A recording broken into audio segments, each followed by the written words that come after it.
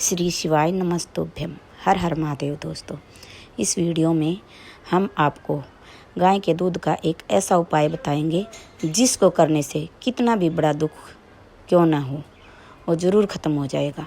एक नगर में एक ब्राह्मण रहता था। ब्राह्मण के पास में बड़ी सुंदर 5 गायें थी। बड़ी सुंदर 5 गाय।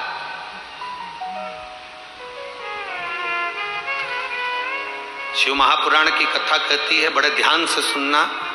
कभी जिंदगी में अगर मौका मिल जाए, कभी जीवन में तुम्हारे घर में गौ माता हो या कोई गौशाला हो और तुम्हें मालूम है कि ये गाय का ही दूध है, ये गौ माता का ही दूध है, तो कभी जीवन में अगर मौका मिल जाए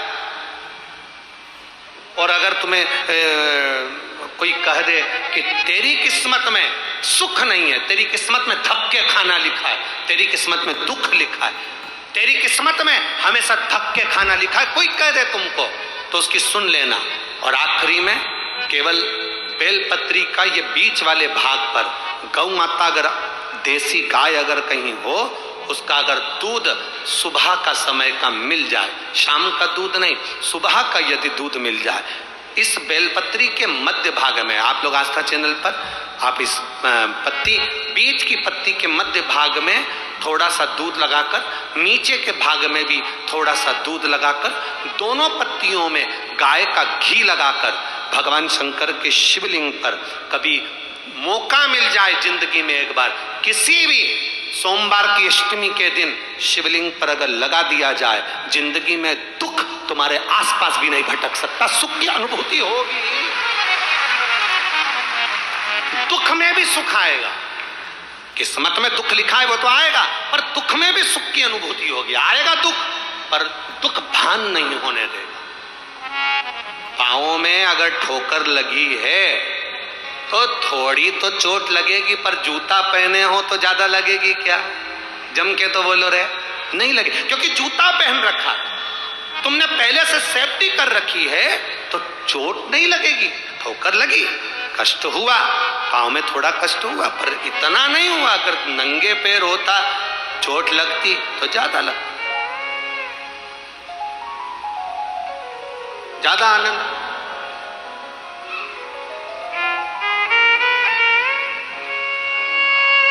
अब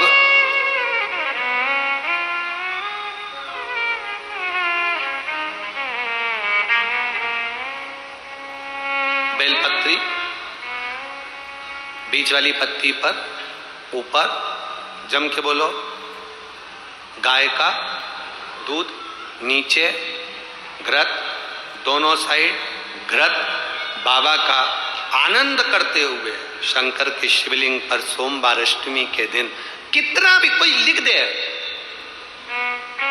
कोई तुम्हारे भाग्य को भी लिख कर दे कि तेरी किस्मत में ये दुख लिखा है, आएगा दुख, मना नहीं, पर एक बेलपत्र और गौ माता का दूध जीवन में कितना बड़ा भी दुख आ जाए उसको टाल देता है। इसलिए शंकर जी का अभिषेक गाय के दूध से होता है। गाय के दूध से भगवान देवाधिदेव महादेव का अभिषेक होता है।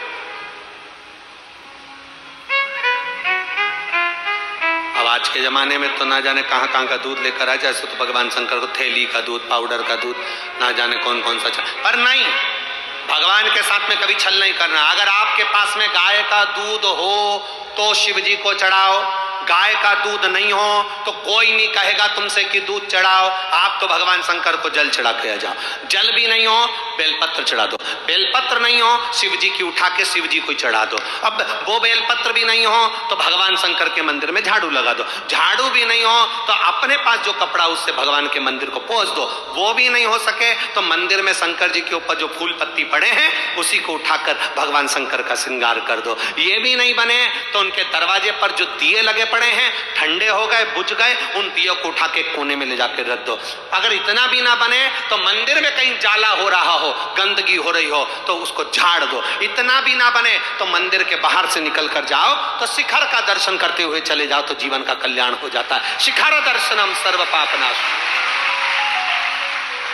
शंकर के पास गए हो तो सुख का अनुभव होगा। एक पत्र आया है, देखिए। है तो गौ माता की सेवा करने वालों से डरता है। कलयुग, राम जी की कितनी भी पूजन करोगे कलयुग को कोई फर्क नहीं पड़ेगा, कृष्ण की कितनी भी पूजन करोगे कलयुग को कोई फर्क नहीं पड़ेगा। कलयुग को फर्क पड़ता है अगर गौ माता की सही से सेवा होने लगी, गौ माता बढ़ने लगी, प्रदेश में, देश में, राष्ट्र में, अगर विश्व में, पृथ्वी पर गौ माता को अगर माता का पद मिल गया, गौ माता का आदर होने लगा, गौ माता का सम्मान होने लगा, गौ माता का सत्कार होने लगा, तो फिर कलयुग को भय उत्पन्न होने लगता है। कलयुग को लगने लगता है कि अब मेरी नहीं चलेगी, अब क्योंकि गौ माता सम्मुख है।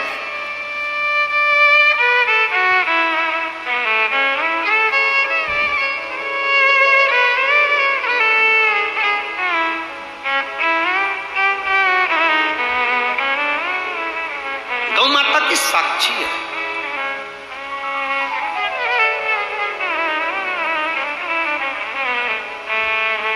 यहाँ शिवरी नारायण वाले महाराज जी बैठे हुए हैं। आपके यहाँ जब हम शिवरी नारायण जब गए थे और आपके यहाँ जब दर्शन के लिए, महाप्रसाद के लिए जब पहुँचे थे, तो वहाँ गौ माता का जो दर्शन, आदि कादि गौ सेवाएं जो दर्शन करी, बहुत सुंदर भाव, बहुत बहुत साधुवाद है। आप जिस क्षेत्र में रहते हो वहाँ गौ माता की बड़ी सुंदर सेवा आपके द्वारा भी और आपकी प्रेरणा से भी लोग कर रहे हैं, उसके लिए बहुत बहुत साधुवाद। उसकी साधुता, साधुवाद होना चाहिए।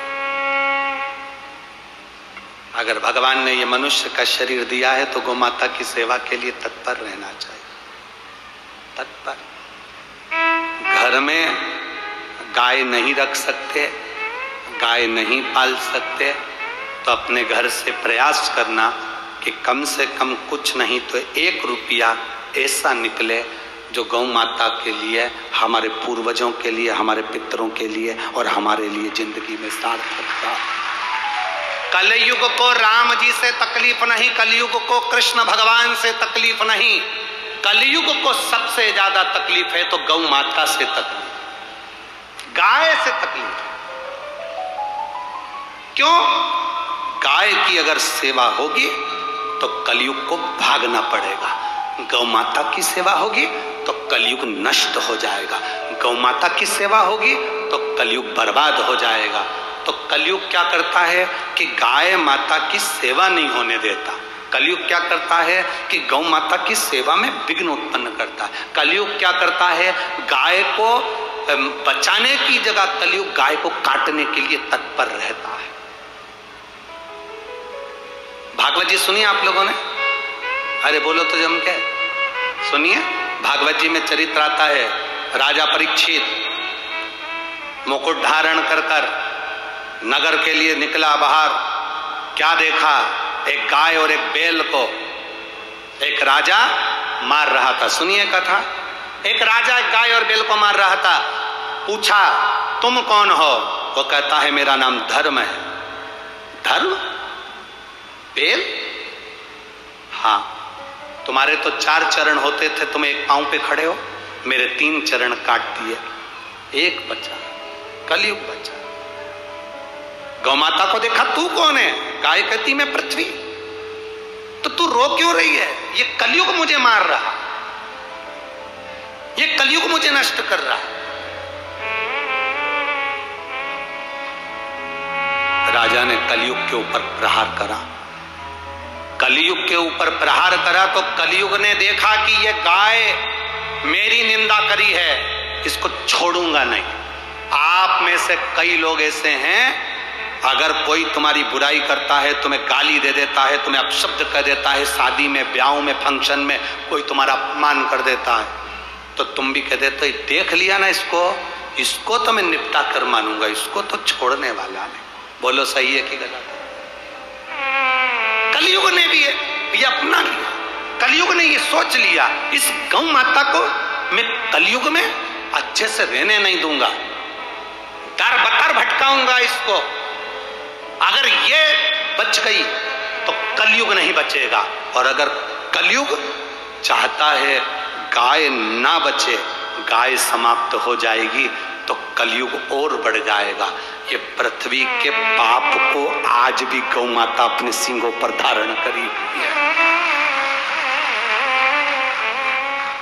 आज भी गौ माता पृथ्वी को अपने इन पापों को अपने सींगों पर धारण करके रखी है कि तुम्हारा पाप मत बढ़ने दो रे। गौ माता की सेवा करो, सेवा करो।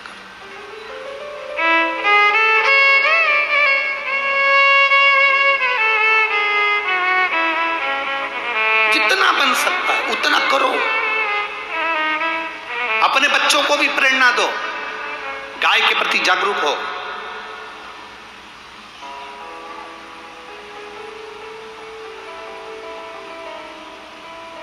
प्रबलता सामने,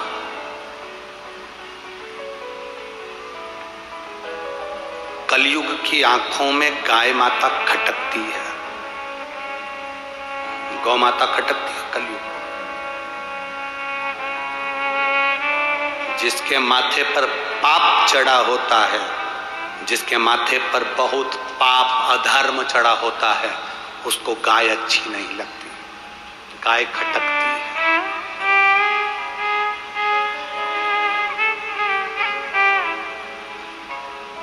मेरा तो केवल इस व्यासपीठ से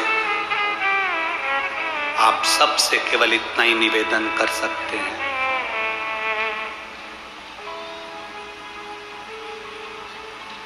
आप गौ माता को घर में पालो ना पालो, पर इतना जरूर रखना, अपने दिल में गौ माता के प्रति इज्जत जरूर रखना, सम्मान रखना, जिससे गौ माता सुरक्षित रह सके। आज गौशालाओं में गौ माताओं का आदर हो रहा है, सम्मान हो रहा है, सत्कार हो रहा है, पर निवेदन, कई गौशाला ऐसी हैं जिनमें गाय भूखी भी रहती है। धन आता है, कहां जाता है मालूम नहीं पड़ता। प्रयास करो, प्रयास।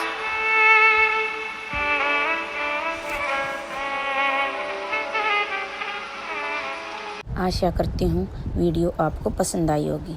वीडियो को लाइक, शेयर, कमेंट कीजिए और चैनल को सब्सक्राइब कीजिए। धन्यवाद।